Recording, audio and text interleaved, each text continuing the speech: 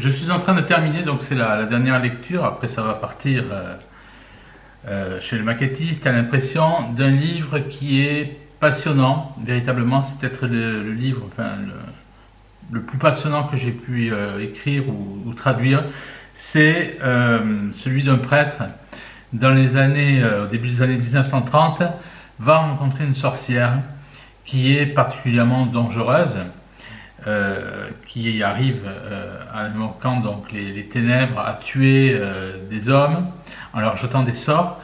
Et il y a donc un homme qui est séminariste qui part donc au début des années 30 en Bavière, dans les forêts de Bohême, rencontrer donc cette sorcière. Alors ça se fait avec beaucoup d'aventures, parce qu'il rencontre des braconniers, parce que cette vallée est perclue donc de criminels, mais aussi il y a des bergers qui racontent leur vie donc de bergers.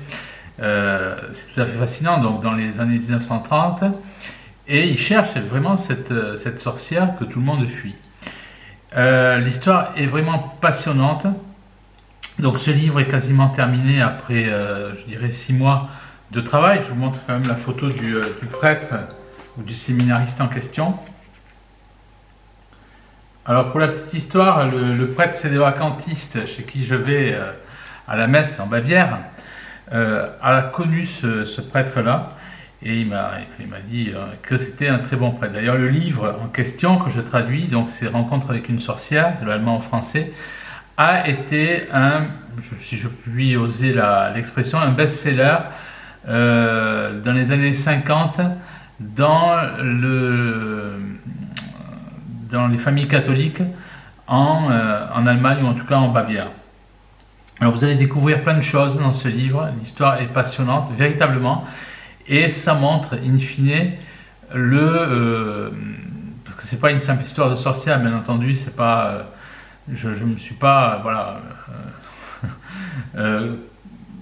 satisfait d'une histoire comme celle-là, qui aurait pu être aussi simpliste, mais il y a derrière tout cela la démonstration d'un prêtre courageux, ou d'un séminariste courageux qui a réussi quelque chose d'extraordinaire. Donc je vous laisserai découvrir ça. Et il y a, vous savez, souvent je vous dis, pour schématiser, la religion catholique c'est la religion des miracles, c'est-à-dire je vous parle de la putréfaction des corps, 6 siècles après par exemple l'entrée au ciel, ou entre parenthèses le décès de Sainte Rita. Il y en a plein d'autres comme ça, tous ceux qui ont vu la Sainte Vierge ont leur corps intact. La religion catholique est la seule religion des miracles. Et à ce titre, elle est la seule à pouvoir lutter contre le démon. Les protestants qui ont falsifié par exemple la Bible ont bien entendu pratiqué des exorcismes qui restent limités. Et là, on voit toute la puissance des sacrements, toute la puissance de l'Église catholique, lorsqu'elle était l'Église catholique avant Vatican II.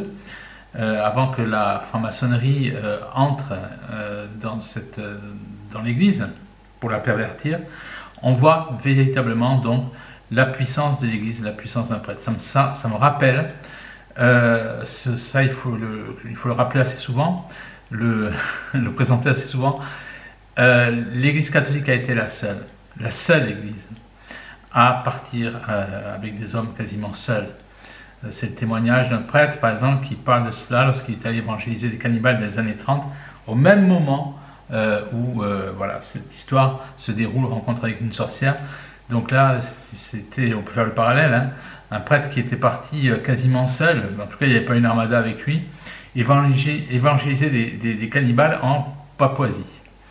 Alors le décor, c'était tellement ces cannibales avaient des pactes avec le démon, arriver à se changer en oiseau. On lit dans l'histoire du loup-garou, de toutes ces choses-là, où l'homme peut se changer en animal avec le pouvoir de Satan, et même on dressait des serpents particulièrement venimeux pour qu'ils attaquent des ennemis à 50-100 mètres de là en reconnaissant leur odeur. Donc c'est dire le pouvoir de Satan, c'est dire tout le courage qu'a eu ce prêtre, ou ce futur prêtre, ce séminariste, qui passait ses vacances à Passau, chez ses parents, vacances d'été, et enfourche sa bicyclette et décide de partir donc rencontrer cette sorcière, parce qu'il part du principe que cette expérience, s'il trouve cette sorcière, parce qu'en fait, voilà, tout le monde la redoute, mais elle est tellement redoutée que personne ne sait pourquoi elle est devenue sorcière, pourquoi,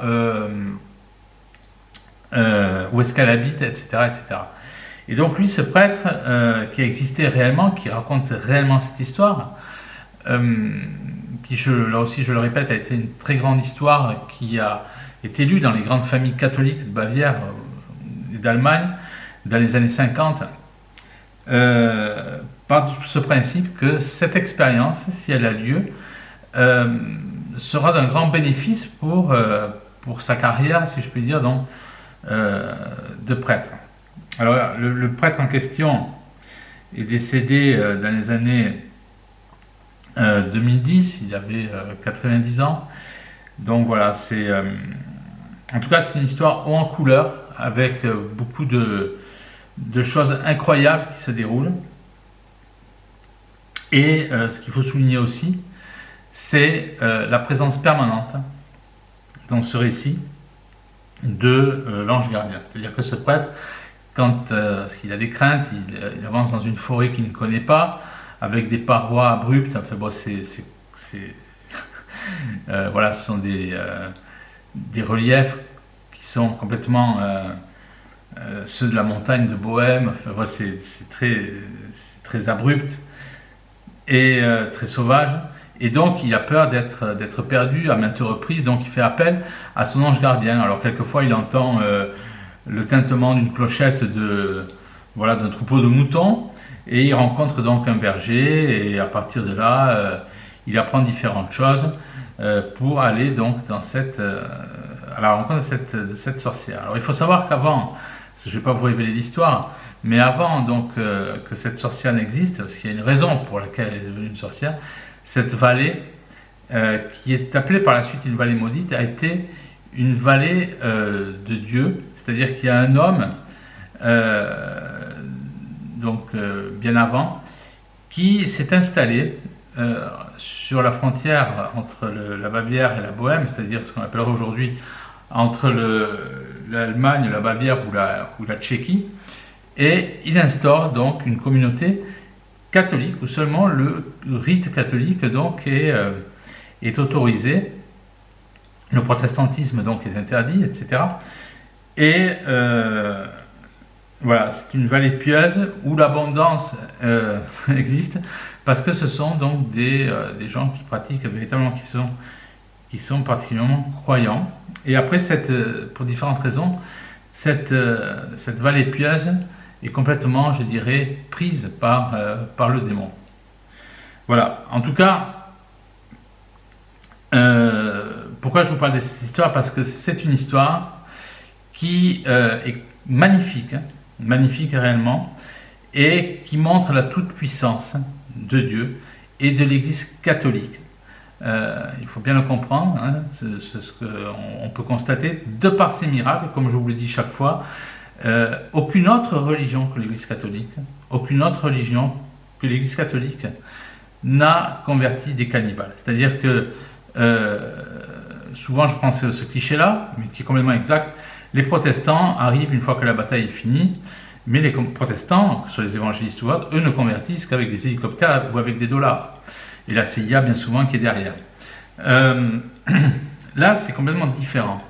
On voit que l'Église catholique est la seule vraie religion, parce qu'elle est la religion des miracles, parce qu'elle a les sacrements, et parce qu'elle est capable de convertir dans les pires situations. Dans les pires situations, c'est pour ça que je faisais ce parallèle très important, avec ces prêtres qui sont partis seuls, convertir des cannibales.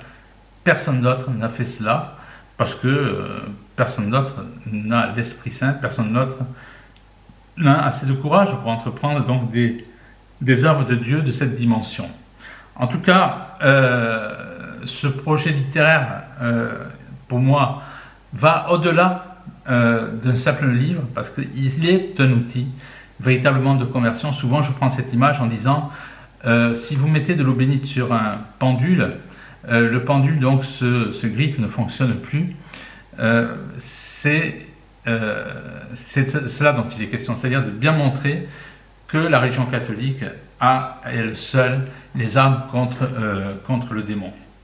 Donc c'est véritablement à une époque où tout est, on le voit bien, les gens sont complètement perdus, vont consulter des gens qui sont particulièrement dangereux, comme des coupeurs de feu, comme des rebouteux, etc., sans savoir qui est derrière ces énergies-là. Donc, nous sommes à une époque où les gens ne connaissent plus rien, n'ont plus de références. Les références, c'est quoi? Ce sont les saints qui ont fait des miracles, qui ont leur corps complètement intact, et la plupart des gens, maintenant, eux, n'ont strictement rien fait, et ils émettent des idées comme ça à la légère, parce qu'ils pensent que l'âme peut aller au ciel en disant n'importe quoi, en pratiquant n'importe quoi. Il faut bien comprendre aussi que également la religion catholique, en 2000 ans d'histoire, elle a des saints parce qu'elle a des hommes qui ont fait des miracles. Et ça n'existe nulle part ailleurs. Et tous ces gens qui ont fait des miracles, qui ont leur corps intact plusieurs siècles après leur mort ou leur entrée au ciel, parlent tous, en 2000 ans d'histoire de l'Église, parlent tous de la même manière sur les thèmes essentiels. Donc il ne s'agit pas de faire des élucubrations, il s'agit d'avoir des références et de parler comme ces saints. Et ça, c'est la force de l'Église catholique, c'est qu'elle est structurée, tout à fait simplement. Donc voilà, dans ce livre aussi, on découvre aussi une chose, c'est la force du chapelet. La force de l'ange gardien, la force aussi du chapelet. Ce prêtre récite en permanence le chapelet sur son vélo quand il marche. Il assiste aussi le plus souvent à la messe. Donc on voit véritablement la force de la Sainte Messe, du chapelet et de l'ange gardien. Donc à travers tout cela, dans une époque qui est complètement, je dirais, désorganisée à un point où on ne fait plus le tri entre ce qui est du démon et de Dieu, ce livre est d'une importance capitale. C'est pour ça que je vous demande, ça c'est très important, de soutenir ce projet, parce que je vais essayer de tirer un maximum donc, de ce livre. C'est une œuvre véritablement donc, de conversion que j'ai voulu entreprendre à travers donc, ce livre. C'est un peu une mission de missionnaire, si je puis dire, donc de conversion que j'entreprends à travers la traduction de ce livre qui date donc des années 50, pour une histoire qui s'est passée au début des années 30, entre la Bavière et la Bohème, entrepris donc par un prêtre allemand. Donc soutenez ce projet, ça veut dire en fait tout simplement acheter ce livre avant sa parution. Moi ça me permettra de le financer, d'en faire un maximum de tirages, parce que ce livre est d'une importance capitale, véritablement. Sa parution est prévue pour le mois de juin 2026. Donc écrivez-moi à Laurent Glosy 1, en chiffre 1, @gmail.com.